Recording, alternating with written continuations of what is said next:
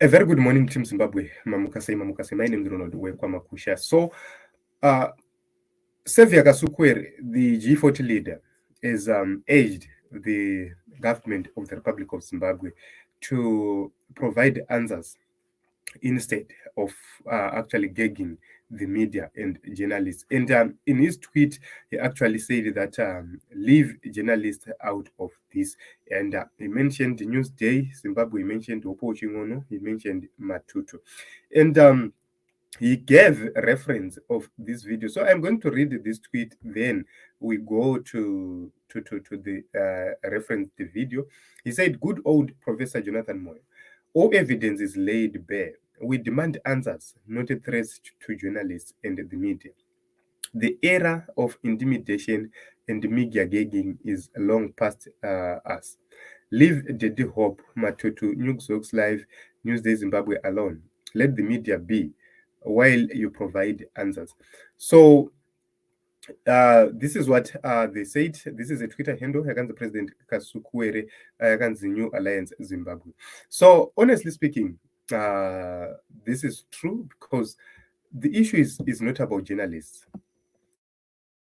The issue is about what is happening on the ground, is about the reality. So let us take a look onto this video. 2014, some 12 to 15 military cabal of General Chiwenga, SP Moyo, the person who brought the Chinese to plunder Chia's diamond resources for Zimbabwe, up to a point where we have, at the very least, over a period from 2007 to 2014, some 12 to 15 billion dollars in diamond revenue that remains unaccounted for, that went into the pockets of individuals.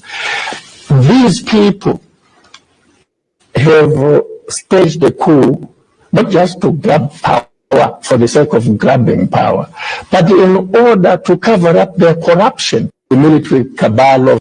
So this is what Professor Jonathan Moyo said in the past, before he turned around to begin supporting this regime. He actually said that they grabbed power so that they protect what they did.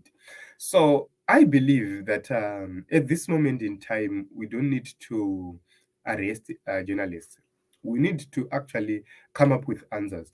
I hoped to see President Mnangagwa convening a meeting with journalists so that he can answer some questions which are there. The only way to deal with this matter is for the president to actually come live and speak to the journalists, not threaten them, not silence them. So you try to stop journalists from Zimbabwe, but there are journalists who are outside Zimbabwe.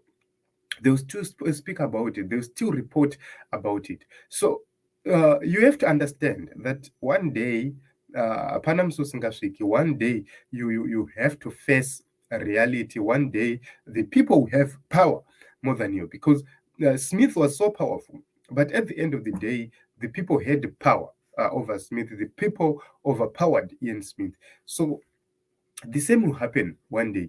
So if you look at the turn of events, if you look at what is happening in the political arena, one wise person would agree that what needs to be done is not threatening people, but actually come with answers.